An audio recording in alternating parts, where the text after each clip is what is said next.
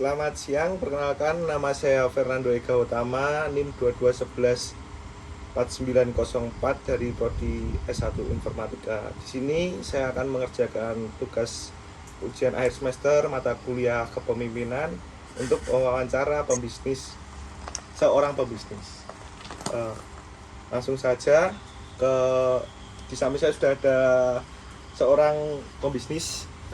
Langsung saja Mas ya ke pertanyaan yang pertama.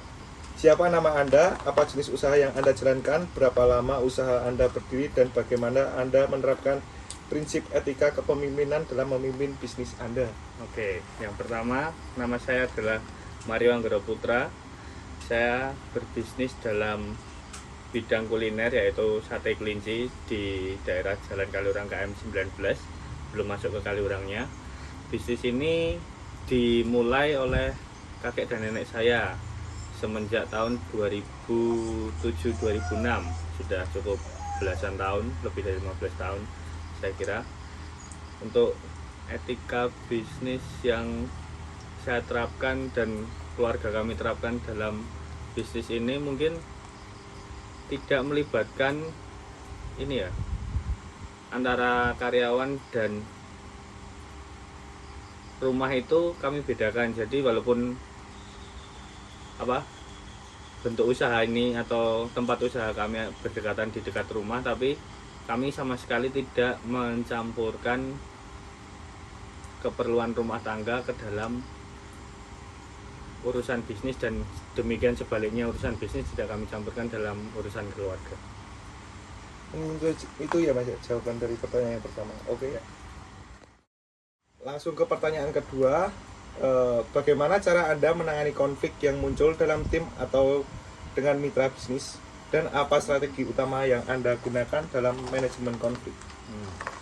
Kalau di dalam sebuah tim terjadi sebuah masalah, kami biasanya menyelesaikannya dengan cara musyawarah dan kekeluargaan. Jadi mempertemukan antara seorang yang bermasalah ataupun kedua orang yang bermasalah itu kami pertemukan. Andai kata masalahnya dengan manajemen, kami usahakan selesaikan dengan sebaik-baiknya. Atau antar karyawan itu bermasalah, akan kami coba dengan mediasi. Kemudian kalau ke mitra bisnis, kami memiliki seperti MOU tapi tidak terlalu mengikat. Jadi ya tetap secara keluarga juga kami menemui dan ya mencari jawabannya bersama-sama. Jadi tidak sepihak dari kami atau sepihak dari mereka, begitu Mas. Pertanyaan ketiga, bagaimana proses pengambilan keputusan yang Anda lakukan dalam menghadapi situasi kritis yang berdampak pada kelangsungan bisnis Anda? Kalau pengambilan keputusan yang berdampak cukup besar ya berarti Mas Ando ya ini ya? Ya. Ini saya ambil contoh konkret kemarin waktu pandemi COVID.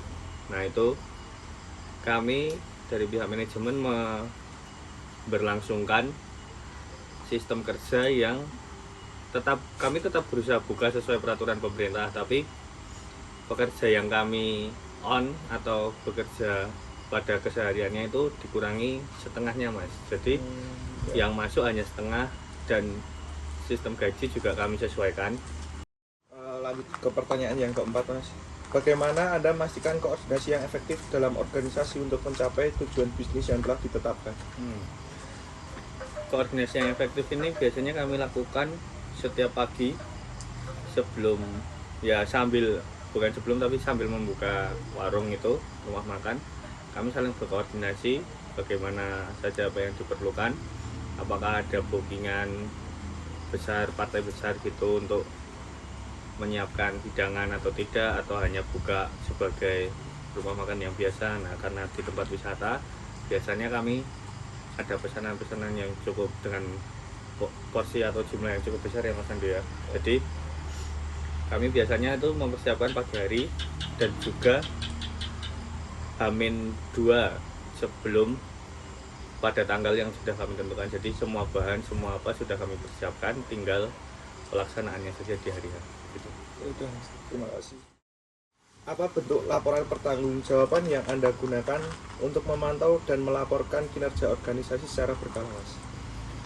Kalau laporan yang kami miliki ya mungkin sekedar arus kas sederhana, karena basicnya saya dan paman saya adalah orang ekonomi, jadi hanya menggunakan jurnal arus kas biasa, itu kas masuk, kas keluar, dan akun-akunnya yang sederhana-sederhana saja, karena yang mengelola juga keluarga, jadi lebih gampang berkoordinasinya dan pelaporannya.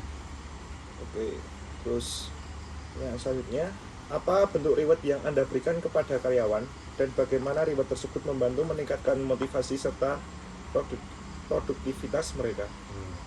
Kalau masalah reward atau apresiasi pencapaian dari karyawan, kami biasanya memberikan dalam berbagai bentuk, seperti libur tambahan. Biasanya kalau ketika ramai sekali itu sudah mencapai target yang kami tentukan, kami bisa memberikan libur, tapi tidak tutup warung, jadi hanya tambahan waktu libur. Katakanlah kalau yang normal itu 3-4 kali libur, ketika memang mereka harus bekerja ekstra atau bagaimana, kami memberikan rewardnya berupa 1 hari off gitu, jadi supaya mereka dapat istirahat gitu. Kalau memang ramai sekali dalam mingguan atau bulanannya, biasanya kami selipkan sebuah bonus kecil-kecilan lah mas. Terima kasih mas. Lanjut untuk pertanyaan selanjutnya, bagaimana cara Anda menangani kesalahan atau pelanggaran yang terjadi di organisasi, dan apa dampak punishment terhadap kinerja tim secara keseluruhan? Kalau kesalahan atau yang berakibat harus diberi punishment dalam rumah makan kami itu, biasanya kami melakukannya, evaluasinya tidak langsung pada saat dia melakukan kesalahan, tapi nanti di akhir, seperti pergantian shift ketika dia mau pulang, atau evaluasi besar ketika mingguan. Jadi diberitahu, jadi tidak mengganggu urusan pelayanan terhadap konsumen, tapi kami menyisihkan waktu sendiri agar karyawan ini juga tidak tidak direndahkan atau bagaimana di citranya sebagai karyawan di hadapan para konsumen, begitu mas. Terus selanjutnya, bagaimana Anda menciptakan visi dan misi yang mampu menginspirasi tim untuk bekerja sama mencapai tujuan bisnis? Kalau menginspirasi, ya kami dulu, karena ini awalnya usaha keluarga, jadi sebagian perintisnya adalah dari keluarga kami sendiri, kakek, nenek gitu, keluarga-keluarga dekat. Jadi kami memberi contoh serealistis mungkin. Jadi ketika emang harus buka pagi, ya kami akan buka pagi, karena kami sudah terbiasa dulu sebelum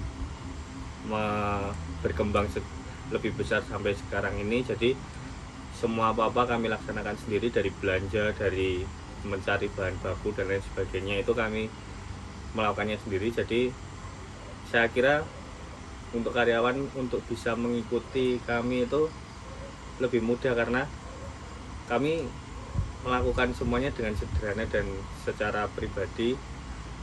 Jadi kemungkinan karyawan-karyawan kami juga akan melihat sebuah figur contohnya itu langsung mas. Lanjut ke pertanyaan selanjutnya, apa pelajaran terbesar yang Anda dapatkan dari kegagalan bisnis, dan bagaimana hal tersebut mempengaruhi gaya kepemimpinan Anda?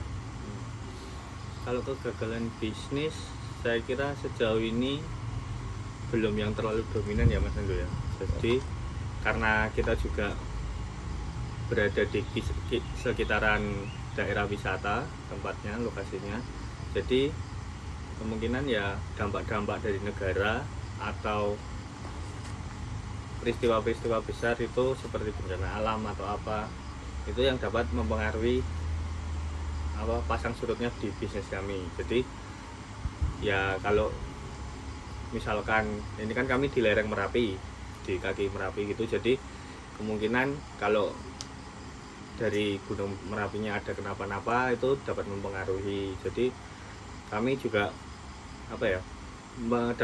harus bisa meyakinkan sebagaimana wajarnya ke customer kami, ke para pengunjung itu supaya tetap berani mengambil keputusan untuk berwisata ke utara dan juga mampir ke rumah makan kami. Kalau tempat kami ini dalam radius sekian itu masih terjangkau aman gitu.